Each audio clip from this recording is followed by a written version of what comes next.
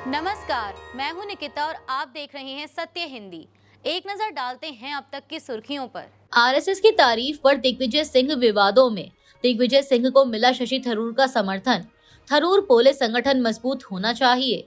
कांग्रेस के वरिष्ठ नेता और राज्यसभा सांसद दिग्विजय सिंह एक बार फिर विवादों के केंद्र में हैं। शनिवार को सोशल मीडिया पर पोस्ट कर उन्होंने आरएसएस और भाजपा की संगठनात्मक क्षमता की सराहना की, जिससे पार्टी के भीतर और बाहर हलचल मच गई।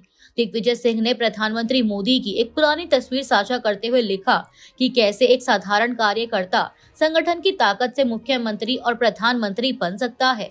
हालांकि उन्होंने स्पष्ट किया कि वे आरएसएस की विचारधारा के कट्टर विरोधी हैं और केवल संगठन की प्रशंसा की है। लेकिन इस टिप्पणी ने कांग्रेस को असहज स्थिति में डाल दिया है। रही सही कसर कांग्रेस के वरिष्ठ नेता शशि थरूर ने दिग्विजय सिंह को समर्थन देकर पूरी कर दी है। कांग्रेस के 140वें स्थापना दिवस के अवसर पर दिग्विजय सिंह के साथ अपनी बातचीत के बारे में पूछे गए सवालों का जवाब देते हुए थरूर ने कहा कि हम दोस्त हैं और बातचीत होना स्वाभाविक है। संगठन को मजबूत होना जरूरी है, इसमें कोई शक नहीं है। मेघालय पुलिस ने बांग्लादेश के आरोपों को किया खारिज। बांग्लादेशी मीडिया ने हादी के 2 हत्यारों का भारत में घुसने का किया था दावा। मेघालय पुलिस बोली यह दावा पूरी तरह झूठा और मनगढ़ंत है। मेघालय के वरिष्ठ सुरक्षा अधिकारियों ने बांग्लादेशी मीडिया की उन रिपोर्टों को सिरे से खारिज किया है जिनमें दावा किया गया था कि छात्र नेता उस्मान हादी की हत्या के 2 आरोपी भारत में दाखिल होकर मेघालय पहुंच गए हैं। मेघालय पुलिस मुख्यालय के एक शीर्ष अधिकारी ने कहा कि यह दावा पूरी तरह झूठा और मनगढ़ंत है तथा इससे सीमावर्ती राज्य में शांति और सद्भाव बिगड़ने का खतरा है। पुलिस ने स्पष्ट किया कि बांग्लादेश पुलिस से इस संबंध में कोई औपचारिक या अनौपचारिक सूचना नहीं मिली है और न ही गारो हिल्स इलाके में किसी आरोपी की मौजूदगी या गिरफ्तारी हुई है। सीमा सुरक्षा बल यानी बीएसएफ ने भी कहा कि हलुआ घाट सेक्टर से किसी तरह की सीमा पार घुसपैठ का कोई सबूत नहीं है। अधिकारियों ने बताया कि एहतियात के तौर पर सीमा पर निगरानी बढ़ाई गई है, लेकिन इसे आरोपों की पुष्टि न माना जाए। बांग्लादेशी छात्र नेता हादी की हत्या के 2 मुख्य आरोपी भारत भागे। आरोपी हलुआ घाट सीमा से भारत में प्रवेश कर मेघालय पहुंचे। संदिग्धों की पहचान फैसल करीम मसूद और आलमगीर शेख के रूप में हुई है। बांग्लादेश के छात्र नेता शरीफ उस्मान हादी की मौत के मामले में 2 मुख्य संदिग्ध भारत की ओर भाग निकले हैं। ढाका मेट्रोपॉलिटन पुलिस यानी डीएमपी के अनुसार ये संदिग्ध मयमन सिंह शहर के हलुआ घाट सीमा से भारत में प्रवेश कर मेघालय पहुंच गए। डीएमपी के अतिरिक्त आयुक्त एसएन नसरुल इस्लाम ने रविवार को डीएमपी मीडिया सेंटर में एक प्रेस कॉन्फ्रेंस में यह जानकारी दी। उन्होंने कहा कि हमारी जानकारी के अनुसार संदिग्धों ने हलुआ घाट सीमा के रास्ते से भारत में प्रवेश किया। सीमा पार करने के बाद उन्हें एक व्यक्ति जिसका नाम फुर्ती है उसने रिसीव किया। बाद में एक टैक्सी ड्राइवर सामी ने उन्हें मेघालय के तुरा शहर पहुंचाया। संदिग्धों की पहचान फैसल करीम मसूद और आलमगीर शेख के रूप में हुई है। पुलिस के मुताबिक भागने के दौरान स्थानीय सहयोगियों की मदद से वे सीमा पार करने में सफल रहे। बेंगलुरु में बुलडोजर कार्रवाई पर मुस्लिम लीग के नेता ने दी प्रतिक्रिया। बोले बेंगलुरु की तुलना उत्तर प्रदेश से नहीं की जानी चाहिए। कांग्रेस सरकार होने के कारण इसे राजनीतिक फायदा उठाने का जरिया बनाना गलत है। इंडियन यूनियन मुस्लिम लीग के नेता पीके कुन्हाली कुट्टी ने कहा है कि बेंगलुरु में हाल ही में हुई तोड़फोड़ की तुलना उत्तर प्रदेश की ऐसी कार्रवाइयों से नहीं की जानी चाहिए। मीडिया से बात करते हुए आईयूएमएल के राष्ट्रीय सचिव ने बताया कि उन्होंने कर्नाटक के वरिष्ठ नेताओं जिनमें मुख्यमंत्री और कैबिनेट मंत्री शामिल हैं से इस मुद्दे पर चर्चा की है। उन्होंने कहा कि बेंगलुरु में स्थिति अलग थी क्योंकि तोड़फोड़ अभियान से कई समुदायों के लोग प्रभावित हुए हैं।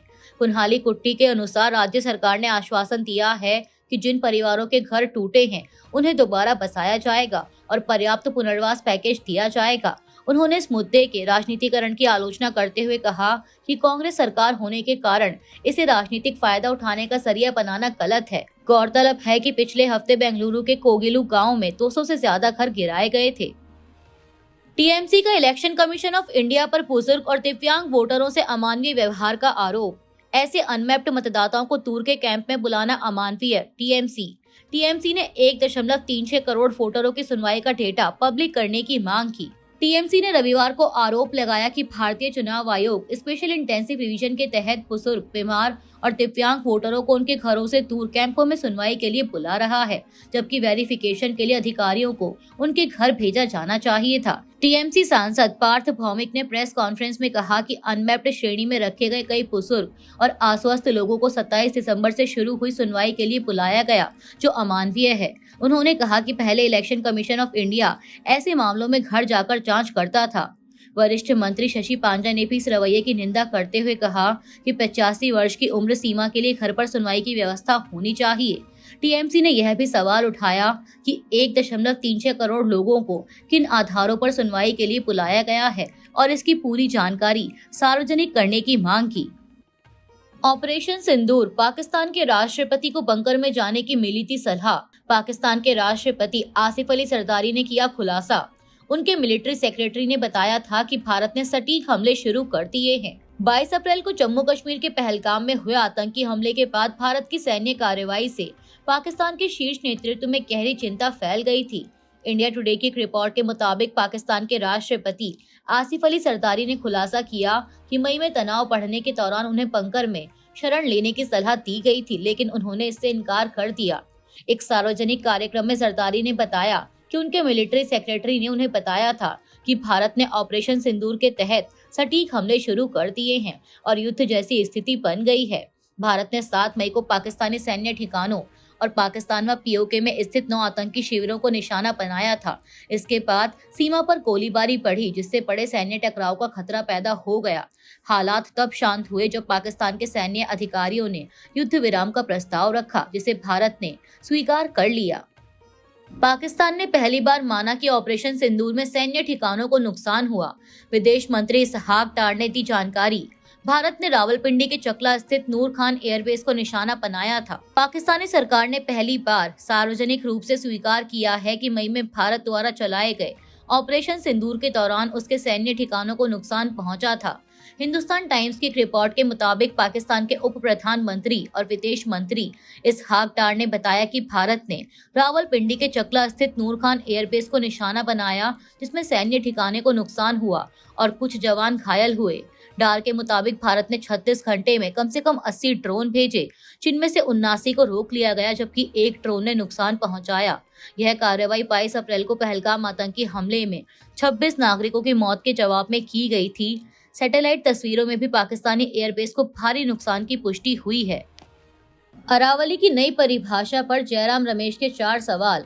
जयराम रमेश बोले, नई परिभाषा से 90% अरावली असुरक्षित। जयराम रमेश ने एफएसआई रिपोर्ट और खनन पट्टों पर उठाए सवाल। अरावली पहाड़ियों की नई परिभाषा को लेकर चल रहे विवाद के बीच कांग्रेस नेता जयराम रमेश ने पर्यावरण मंत्री भूपेंद्र यादव से 4 अहम सवाल पूछे हैं। 28 दिसंबर 2025 को लिखे पत्र में उन्होंने कहा कि अरावली को सिर्फ 100 मीटर या उससे अधिक ऊंची भू आकृतियों तक सीमित करना पूरी पर्वत श्रृंखला की भौगोलिक और पारिस्थितिक अखंडता को कमजोर करेगा। जयराम रमेश ने सवाल उठाया कि क्या राजस्थान में 2012 से अरावली की पहचान 2010 की forest survey of India report के आधार पर नहीं होती रही है, जिसमें 20 मीटर ऊंची छोटी पहाड़ियों और उनके आसपास के क्षेत्रों को भी शामिल किया गया था। उन्होंने एफएसआई के 20 सितंबर 2025 के पत्र का हवाला देते हुए कहा कि 10 से 30 मीटर ऊंची छोटी पहाड़ियां भी मरुस्थलीकरण रोकने में अहम भूमिका निभाती हैं। उन्होंने यह भी पूछा कि क्या सुप्रीम कोर्ट की सीईसी ने नवंबर 2025 में 164 खनन पट्टों को अरावली क्षेत्र के भीतर नहीं माना था। कांग्रेस का दावा है कि नई परिभाषा से 90% से ज्यादा अरावली असुरक्षित हो जाएगी। हालांकि केंद्र ने नई खनन लीज पर रोक लगाने के निर्देश दिए हैं। हादी की हत्या के बाद बांग्लादेश में लगातार तनाव जारी। इंकलाब मंच की देशव्यापी नाकाबंदी की घोषणा। न्याय नहीं तो आंदोलन तेज, इंकलाब मंच की चेतावनी। मीडिया रिपोर्ट्स के मुताबिक बांग्लादेश में शरीफ उस्मान हादी की हत्या के बाद हालात लगातार तनावपूर्ण होते जा रहे हैं। इंकलाब मंच ने आज से पूरे बांग्लादेश के सभी डिविजनल शहरों में पूरी तरह से नाकाबंदी की घोषणा की है। यह शरीफ उस्मान हादी के लिए न्याय की मांग को लेकर की जा रही है। बांग्लादेश के अखबार द डेली स्टार के अनुसार संगठन ने एक फेसबुक पोस्ट में कहा कि नाकाबंदी रविवार को स्थानीय समय अनुसार सुबह 11 बजे शुरू होगी। प्रथम आलो ने बताया कि यह घोषणा राजधानी के शाहबाग चौराहे से भी की गई, जहां इंकलाब मंच शुक्रवार से धरना दे रहा था। स्थानीय मीडिया रिपोर्ट्स के अनुसार शनिवार को मुख्य रूप से इंकलाब मंच के कार्यकर्ताओं ने ढाका, सलहट, चट्टोग्राम और कुश्तिया में सड़कों को जाम कर दिया और हादी के लिए न्याय की मांग करते हुए धरना दिया। इंकलाब मंच के नेता अब्दुल्ला अल जाबेर ने चेतावनी दी है कि अगर सरकार कार्रवाई नहीं करती तो आंदोलन और तेज होगा। यहाँ तक कि संसद और मुख्य सलाहकार के आवास का घेराव भी किया जा सकता है। गौरतलब है कि शरीफ उस्मान हादी को 12 दिसंबर को ढाका में अज्ञात हमलावरों ने गोली मार दी थी। बाद में सिंगापुर में इलाज के दौरान उनकी मौत हो गई। उनकी हत्या के बाद देश भर में हिंसा, तोड़फोड़ और आगजनी की घटनाएं सामने आई हैं। उन्नाव रेप केस, सेंगर की सजा निलंबन पर सुप्रीम कोर्ट में 29 दिसंबर को होगी सुनवाई। सीबीआई ने दिल्ली हाई कोर्ट के आदेश को दी थी चुनौती। सुप्रीम कोर्ट में सीपीआई और पीड़िता की याचिकाओं पर सुनवाई। सुप्रीम कोर्ट 29 दिसंबर को 2017 के उन्नाव रेप केस में दोषी ठहराए गए पूर्व बीजेपी विधायक कुलदीप सिंह सेंगर की उम्र कैद की सजा सस्पेंड करने वाले दिल्ली हाई कोर्ट के आदेश के खिलाफ सीबीआई की याचिका पर सुनवाई करेगा। कॉज लिस्ट के मुताबिक सीजेआई सूर्यकांत, जस्टिस शेके माहेश्वरी और जस्टिस ऑगस्टिन जॉर्ज मसीह की बेंच इस मामले की सुनवाई करेगी। इसके अलावा सुप्रीम कोर्ट में पीड़िता की ओर से वकील अंजलि पटेल और पूजा शिल्पकार द्वारा हाई कोर्ट के आदेश को चुनौती देने वाली एक अलग दायर याचिका पर भी सुनवाई होगी। दिग्विजय सिंह के बयान पर कांग्रेस में तीखी प्रतिक्रिया। पवन खेड़ा बोले, आरएसएस से सीखने की जरूरत नहीं है। सुप्रिया श्रीनेत ने कहा कि आरएसएस से नहीं, देश कांग्रेस से सीखे। कांग्रेस के वरिष्ठ नेता दिग्विजय सिंह के आरएसएस और बीजेपी की संगठनात्मक क्षमता की तारीफ करने वाले बयान पर कई कांग्रेस नेताओं ने प्रतिक्रिया दी है। वरिष्ठ पार्टी नेता पवन खेड़ा ने एएनआई से बात करते हुए कहा कि आरएसएस से सीखने जैसा कुछ नहीं है। गोडसे के लिए जाना जाने वाला संगठन गांधी द्वारा स्थापित संगठन को क्या सिखा सकता है। कांग्रेस नेता सुप्रिया श्रीनेत ने कहा कि बीजेपी बयानों को तोड़ मरोड़ कर पेश करती है। हमें आरएसएस जैसे संगठन से कुछ भी सीखने की जरूरत नहीं है। उन्होंने आगे कहा कि हम भारतीय राष्ट्रीय कांग्रेस हैं। हमने ब्रिटिश शासन, उसके अन्याय और उसके शोषण के खिलाफ आजादी की लड़ाई लड़ी और उसे एक जन आंदोलन में बदल दिया। हमें किसी से कुछ सीखने की जरूरत नहीं है, लोगों को हमसे सीखना चाहिए। वहीं कांग्रेस नेता सलमान खुर्शीद ने कहा कि हमें उनसे कुछ सीखने की जरूरत नहीं है, हम उनकी यानी आरएसएस की विचारधारा का विरोध करते हैं। अरावली की नई परिभाषा पर सुप्रीम कोर्ट का स्वतः संज्ञान, 29 दिसंबर को सुनवाई। अरावली पहाड़ियों पर नए नियम से बढ़ी चिंता, नए नियम का देश भर में हो रहा विरोध। अरावली पहाड़ियों की नई परिभाषा को लेकर उठी चिंताओं के बीच सुप्रीम कोर्ट ने शनिवार 27 दिसंबर को इस मामले का स्वतः संज्ञान लिया और इसकी सुनवाई 29 दिसंबर को तय की है। सीजेआई सूर्यकांत की अध्यक्षता वाली 3 जजों की स्पेशल वेकेशन बेंच इस पर सुनवाई करेगी। बता दें कि इससे पहले नवंबर में सुप्रीम कोर्ट ने पर्यावरण मंत्रालय की सिफारिश को स्वीकार कर लिया, जिसमें अरावली पहाड़ियों की नई परिभाषा दी गई है। यानी इसके अनुसार अब केवल वे जमीन के हिस्से अरावली माने जाएंगे जो अपने आसपास की जमीन से 100 मीटर या उससे ज्यादा ऊंचे हों।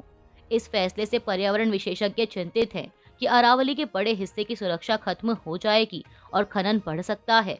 इस वजह से इस नियम का विरोध हो रहा है और अरावली बचाओ अभियान शुरू किया गया है। अभी के लिए इतना ही। बाकी की देश दुनिया की बड़ी खबरों के लिए जुड़े रहिए सत्य हिंदी के साथ। Copyright disclaimer under Section 107 of the Copyright Act 1976. Allowance is made for fair use for purposes such as criticism, comment, news reporting, scholarship, and research. Fair use is a use permitted by copyright statute that might otherwise be infringing.